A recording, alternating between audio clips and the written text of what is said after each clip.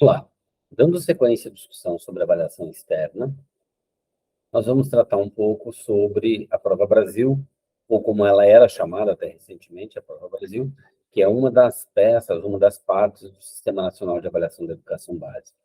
Esse texto que vocês têm aí na tela é um texto elaborado pelo próprio Ministério da Educação na apresentação do Sistema Nacional de Avaliação da Educação Básica, o SAEB, onde o Ministério diz que ele é composto, ele é um conjunto de ações, é composto por várias peças de avaliação externa, em larga escala, externa porque feito externamente às escolas, em larga escala porque feito em âmbito nacional, conduzido pelo INEP, que é o Instituto Nacional de Estudos e Pesquisas Educacionais, Anísio Teixeira, que é o órgão do MEC responsável pelas pesquisas educacionais, com o intuito de ter uma leitura diagnóstica da educação básica brasileira, um panorama do desempenho dos estudantes do ensino fundamental e do ensino médio nas escolas brasileiras, e tendo esse mapa, esse parâmetro, poder desenvolver políticas, ações para o enfrentamento das dificuldades que eventualmente surjam,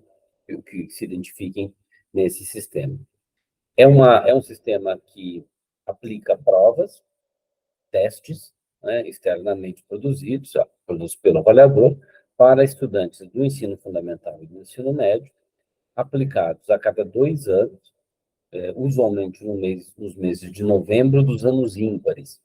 Então, em 2023, depois foi em 2021, 2019, para trás e para frente, 2023, depois 2025, 2027, e assim sucessivamente, em toda a rede pública e amostralmente em algumas escolas da rede privada, escolas que não são públicas, buscando identificar, como eu dizia, o desempenho dos estudantes.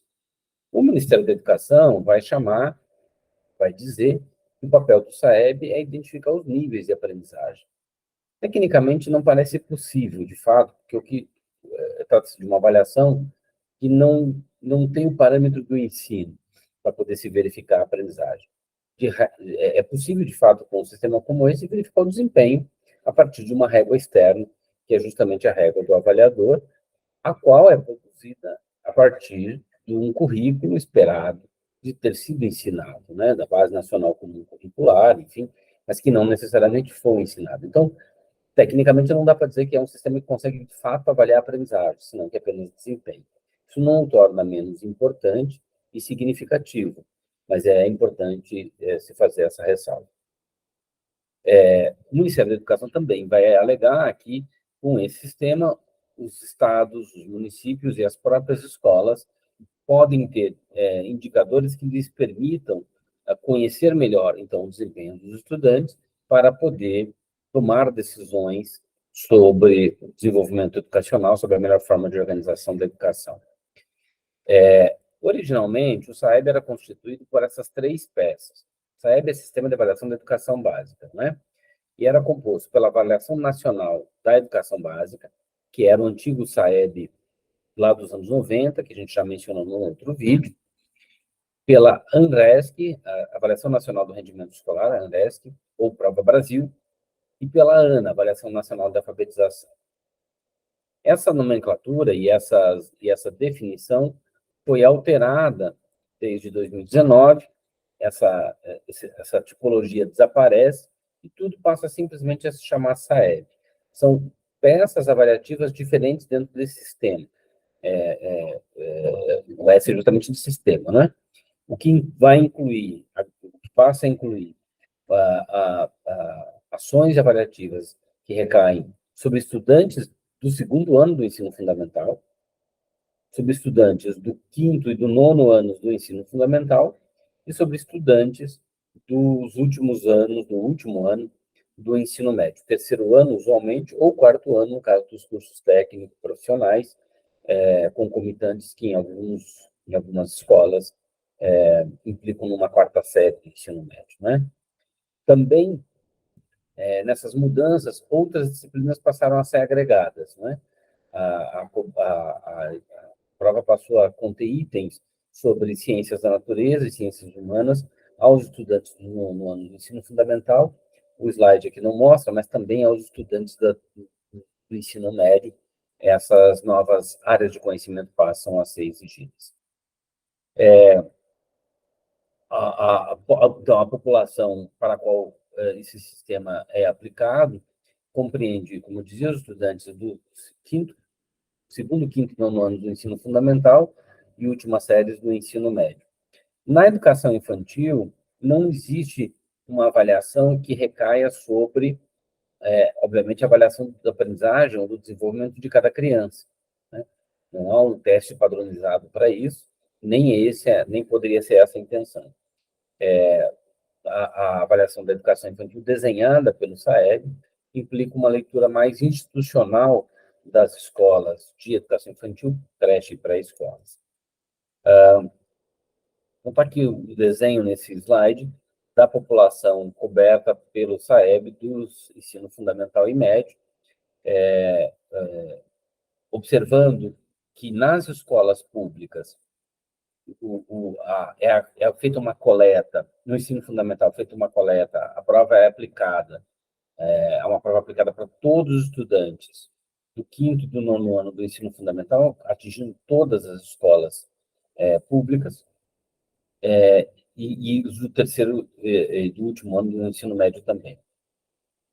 Para as escolas públicas ainda, é feita por amostragem uma avaliação externa com os alunos do segundo ano e do nono ano para ciências da natureza e ciências humanas. E nas escolas privadas, toda essa população, ela é segundo ano, quinto ano, nono ano, terceiro, quarto ano do ensino médio, é uma amostra de escolas que é selecionada para aplicação do instrumento avaliativo. Essa avaliação do ensino fundamental, do quinto e nono ano do ensino fundamental e do último ano do ensino médio, ela permite, ela é bienal, como eu já dizia, desde 2005, e ela permite uma comparação de resultados entre estudantes de séries diferentes. Porque a classificação desses estudantes, o resultado da avaliação da prova de cada um desses estudantes é escalonada, é distribuída numa escala que varia de 0 a 500 pontos. Isso permite observar o desempenho do estudante que está, por exemplo, no quinto ano, em comparação não só com o que se espera de um estudante de quinto ano, mas em comparação aos estudantes que estão no nono ano e até mesmo o estudante que está no final do ensino médio. Aqui está a escala de níveis e pontos esperado para os estudantes dessas diferentes séries na língua portuguesa e matemática. Então, na coluna cinza, nós vamos encontrar os resultados, a pontuação esperada do desempenho da prova para os estudantes do ensino fundamental, quinto ano do ensino fundamental. Na coluna em verde, as colunas do meio, nós vamos encontrar a pontuação esperada para os estudantes em língua portuguesa e matemática do nono ano do ensino fundamental. E na coluna em laranja, a mesma coisa para os estudantes concluintes do ensino médio. Então, a título de exemplo, no nível 5, um nível intermediário, nós vamos ter que os estudantes do quinto ano do ensino fundamental em língua portuguesa devem ter um desempenho entre 225 e 250 pontos, enquanto um estudante do nono ano deve ter um desempenho entre 300 e 325 pontos, e um do ensino médio, concluinte do ensino médio, de 325 a 350 pontos, para este nível de desempenho, né? Algo parecido para a matemática e para os demais níveis. Aqui está o desempenho, né, esse gráfico, dos estudantes de 95 até 2019, está aqui, de 95 até 2019, em língua portuguesa, no quinto ano do ensino fundamental, naquela escala de permanência, né? Naquela escala de pontuação, né? Então, nós tínhamos lá em 1995 um desempenho médio, isso aqui é média, viu, gente? Proficiência média, né? Nós tínhamos um desempenho de 188 pontos, o que, na escala, colocaria lá em 95 no nível 3, a média do desempenho dos estudantes de língua portuguesa no quinto ano. Ela cai para 165 pontos em 2001, e depois é um processo de crescimento que chega a 215 pontos em 2019. 215 pontos vai colocar o desempenho dos estudantes na média em um nível 4, né, aqui em língua portuguesa, sendo que lá no início eu estava no nível 3. Então, há, ao longo desse período de quantos? De mais de 20 anos, um crescimento não tão exponencial, não tão significativo, mas há um crescimento do desempenho dos estudantes ao longo desse período. Aqui é o mesmo gráfico, só que o mesmo gráfico não, aqui é por estado, tomando apenas a última proficiência do ano de 2019, e é claro que é um desempenho que vai variar. Alguns estados, como o Distrito Federal, por exemplo, atingindo uma pontuação mais alta, de 230 pontos, assim como o estado de São Paulo, o estado do Paraná, onde moramos, aqui há uma pontuação de 227 pontos, né? E, claro, vamos encontrar também estados lá no extremo oposto, né? Como o Maranhão, por exemplo, com 186 pontos. Enfim, na média nacional, esse que é o desempenho em 2019, 215, que vai variar desde 186, né, onde eu estava aqui no Maranhão, 186, até 229 pontos. Bom, por dependência administrativa, tudo ainda em língua portuguesa, quinto ano, proficiência média. Escolas federais são aquelas que tendem a ter o melhor resultado. A média dos estudantes de quinto ano que estudam em escolas federais, há algumas escolas federais, mas Ângelo, escolas federais de quinto ano, sim, colégios de aplicação de universidades federais, escolas militares, não essas escolas militarizadas, que tem no caso do Paraná, do estado de Goiás, escolas militares, o Colégio Pedro II, são poucas instituições, mas há algumas. A média das escolas privadas é de 240 pontos. Todavia, a rede privada, como nós vimos, a coleta é feita por amostragem, não são todas as escolas privadas, né? Na rede estadual, o desempenho é de 216 pontos, e na rede municipal, que é o desempenho mais baixo, é de 207 pontos. Todavia, a maior parte da oferta, justamente de anos iniciais, está no âmbito da responsabilidade dos municípios. A maior parte das matrículas no Brasil dos anos iniciais, do ensino fundamental como um todo, mas especialmente dos anos iniciais, está sob a responsabilidade dos municípios, que são justamente as escolas com menor desempenho. Também, quando a gente compara os estudantes que vivem na cidade e que vivem no campo, fica evidente a diferença entre o desempenho de estudantes da zona urbana para a zona rural. Isso tudo aqui para 2019, né? Aqui nesses gráficos tem o desempenho dos estudantes em relação aos níveis socioeconômicos. Desculpa, não aos níveis socioeconômicos, é a quantidade de estudantes nos níveis de desempenho, aqueles níveis esperados, definidos aqui lado esquerdo aqui dessa tabela. E aí observamos que há uma quantidade menor, proporcionalmente menor, de estudantes na ponta extrema, nos níveis mais avançados, em comparação à média para o início. Na matemática, ocorre um movimento parecido, a queda é menos acentuada no início, também nós tínhamos visto lá em língua portuguesa uma queda entre 95 e 2001, mas aqui ela era um pouco mais marcante do que a gente vai encontrar na matemática, né? Aqui é uma queda de 15 pontos, lá era de 20. Depois há um crescimento que chega a um nível final um pouco maior, chega a 228 pontos, um pouco maior em relação à língua portuguesa, né? Como vimos. Chega a 228 pontos. Também há uma diferenciação, obviamente, entre os estados, sendo que aqui o estado de São Paulo é o que tem o maior desempenho, com 245 pontos, e o estado de menor desempenho segue sendo o estado do Maranhão, com 198 pontos. Também vamos observar que o desempenho das escolas federais é o maior, e o das escolas municipais é o desempenho menor, e o desempenho das escolas urbanas é maior que o das escolas rurais, como a gente já imaginava. Chegamos agora para olhar os dados da língua portuguesa, mas agora não do quinto, senão que do nono ano do ensino fundamental. Aqui a gente tem uma queda mais acentuada e ela persiste por mais tempo em relação à comparação com o desempenho dos estudantes de quinto ano, que nós tínhamos visto lá, era uma queda de 95 até 2001, depois um crescimento, né? Aqui a queda permanece, insiste até 2005, né? Chega no ponto mais baixo da escala, com 232 pontos, mas vai lá no final da década, do período, voltar a 260 pontos. Vejam, 232 pontos, que essa é o pico mais baixo aqui do desempenho dos estudantes de língua portuguesa no nono ano do ensino fundamental, representa, vamos voltar lá na nossa escala, representa 232 pontos, é um desempenho de nível 2, olha aqui, na média, vai estar entre 225 a 250, portanto, nível 2.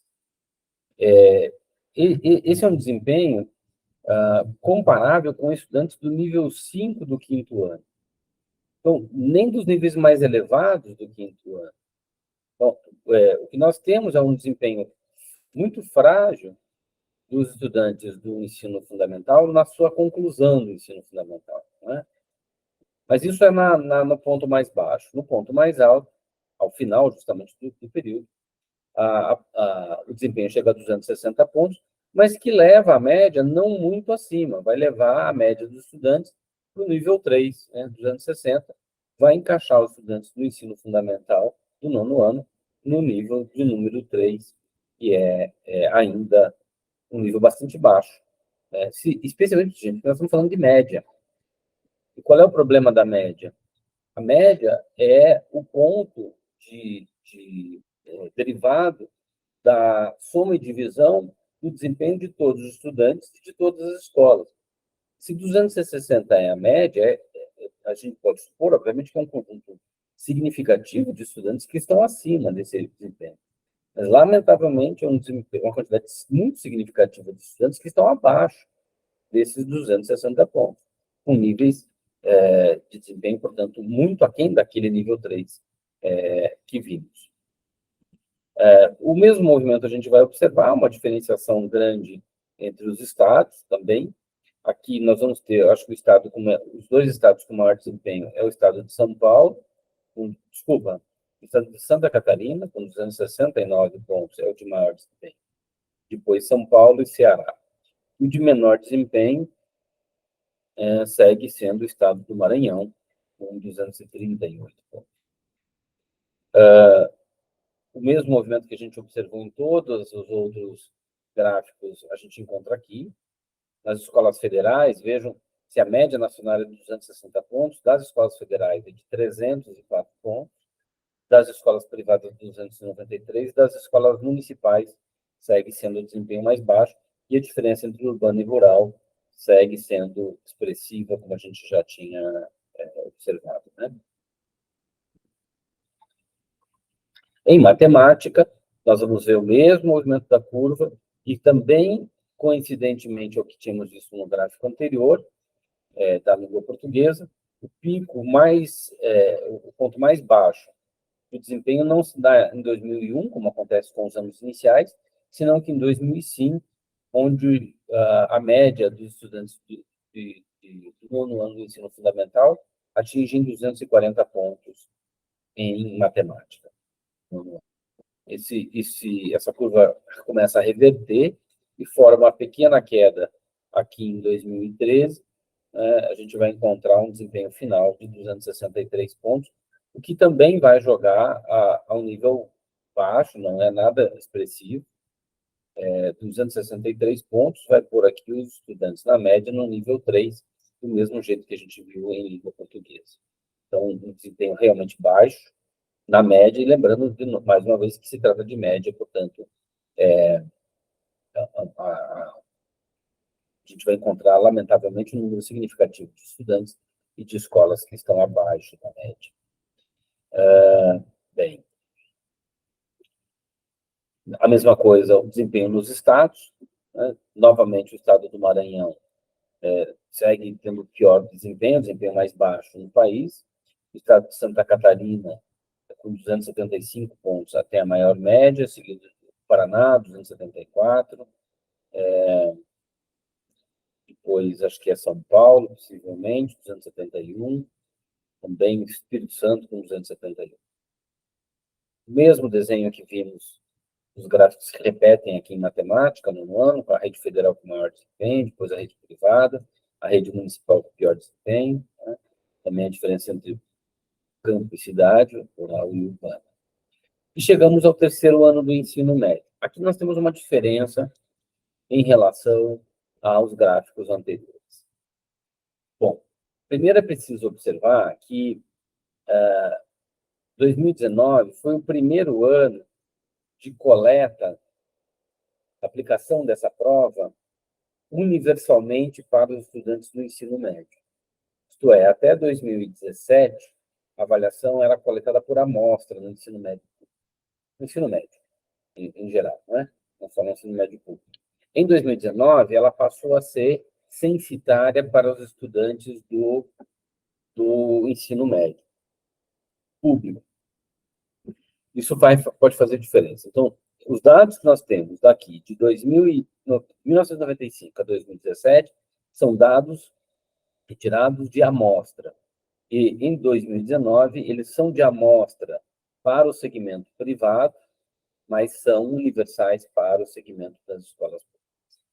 De qualquer maneira, o que a gente observa é uma queda do desempenho até, de novo, 2005, onde a gente vai encontrar o pior desempenho, que é de 258 pontos na média, um desempenho baixo. Ele é menor do que o desempenho final, que a gente encontrou em língua portuguesa para o nono ano. E depois há um crescimento, né? Não tão, com nova queda, né? Até que chega a um ponto mais alto, desde 2005, que é os 278 pontos em 2019. Mas que é um desempenho inferior àquele lá de 95 e de 97. Então, aqui, uma explicação possível, então, piorou o desempenho dos estudantes do ensino médio. Na média, sim. Todavia, como eu alertava, que nós estamos falando, no caso da escola pública, dos estudantes, de todos eles, e lá apenas de uma amostra. Isso pode ter um viés na análise. O segundo aspecto é que as taxas de reprovação e evasão diminuíram. Elas seguem altas no ensino médio, mas diminuíram significativamente nesses mais de 20 anos. E que diferença isso faz? Faz que, no ensino médio, especialmente, mas já no Fundamental 2, com as taxas de reprovação mais elevadas, o estudante, muitas vezes, não chegava ao terceiro ano do ensino médio. O estudante com mais dificuldades de aprendizagem, ou o estudante com mais dificuldades em geral, socioeconômicas, de acesso aos bens materiais e culturais, não sobrevivia na escola, não chegava ao final. Então, quem é essa nota, esse desempenho de 1995, toma, eu diria, os sobreviventes, aqueles que chegaram ao terceiro ano, ao último ano do ensino médio. Aqui em 2019, não. Nós estamos falando de um número proporcionalmente bem mais expressivo. São também sobreviventes, no sentido de que, lamentavelmente, muitos se perdem no caminho, a gente os perde no caminho, do ponto de vista da trajetória escolar, não é? Mas há um número proporcionalmente muito maior de estudantes. Isso, em tese, leva à redução da nota. A inclusão de mais alunos com dificuldades das mais diferentes ordens leva tendencialmente a uma queda da média da nota. Mas isso não quer dizer, por outro lado, que o desempenho seja expressivo. Vejamos, 278 pontos e mesmo 290 pontos representavam, tem que estar voltando toda hora lá na tabela, né? Mas, enfim, representavam no terceiro ano, nós estamos falando aqui de uma pontuação de nível 3, né? Tanto no início quanto no final. Vocês observaram que, para o ensino fundamental, quinto e nono ano, o ponto inicial e o ponto final implica numa mudança de nível. No quinto ano, uma mudança maior, que chega a ser de 2 níveis, no Fundamental 2, nono ano, um nível, mas aqui não. É um encontro do ponto inicial e ponto final no mesmo nível, até porque a pontuação final é mais baixa que a inicial. Bom, voltando lá, também vamos encontrar essa distorção entre os estados, alguns estados com desempenho mais elevado. Nesse caso, o Distrito Federal é o estado que tem, é a unidade da federação, melhor dizendo, que tem o maior desempenho, com 292 pontos. Aqui o Amapá passa a ser o estado com desempenho mais baixo, né, com 253 pontos.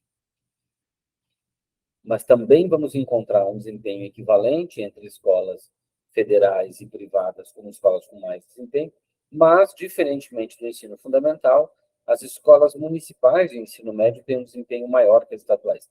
Mas existem escolas municipais de ensino médio? Existem. Número pequeno, mas ainda seguem existindo, ou seguiam existindo, pelo menos em 2019. E é justamente isso que explica um desempenho mais elevado. Trata-se de algumas poucas escolas, tidas como escolas de excelência, porque a política educacional define a responsabilidade do ensino médio para os estados, e não para os municípios. Quando os municípios o fazem, fazem uma proporção muito pequena, uma quantidade muito pequena, o que lhes oportuniza ter um tratamento praticamente de excelência para essas poucas escolas. Isso, possivelmente, é o que ajuda a responder o porquê desse desempenho das escolas municipais ser mais elevado em relação ao que as escolas estaduais. Em matemática, um movimento parecido vai acontecer, mas vocês vejam que agora a curva já é uma curva bem mais diferente. A primeira diferença está aqui, no início. Em todos os gráficos anteriores, nós vimos uma queda de 95 para 97. Aqui não. É a primeira vez que tem uma subida nessas duas primeiras medidas.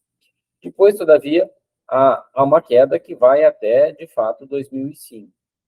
Ela cai para 280 pontos, 277, sobe um pouquinho e volta a cair para 271. Mas, diferentemente dos gráficos que vimos anteriormente, 2005 não é o ponto mais baixo do desempenho. Os 3 anos, 2013, 15 e 17, o desempenho é mais baixo do que 2005. Chegando a 267 pontos, o ponto mais baixo lá em 2015. Há uma recuperação, depois, a ponto de chegarmos a 277 pontos. Mas esses 277 é uma pontuação que não vai encontrar, ela só vai ser equivalente à pontuação lá de 2001. Mas em 2003 já houve um desempenho um pouco maior. Então, de fato, a curva da matemática, ela é muito diferente, da matemática ensino médio, é muito diferente do que nós encontramos nos gráficos anteriores. Aqui também mantém-se, obviamente, a diferenciação entre estados, com alguns estados com desempenho mais alto. Acho que o desempenho mais alto aqui parece ser o do Espírito Santo, com 299 pontos, e os mais baixos são o Amapá, 246, depois o Maranhão, 250. A mesma lógica que observamos nos outros gráficos aqui se reproduz, com o desempenho das escolas federais acima, das privadas acima, e aqui, como no caso da língua portuguesa para o ensino médio, também as escolas municipais têm um desempenho maior que as escolas estaduais, provavelmente pelas razões que já lhes trouxe anteriormente. Está aqui o mapa do desenho, né, em que a gente encontra, que a gente vê o desempenho final, né, dos estudantes da educação básica brasileira. Bem, nós paramos por aqui, retornaremos para discutir um pouco depois o IDEB, que é o Índice de Desenvolvimento da Educação Básica, desenvolvido a partir de 2007, com dados de 2005, tomando o resultado justamente da Prova Brasil como um dos seus principais indicadores. Até mais.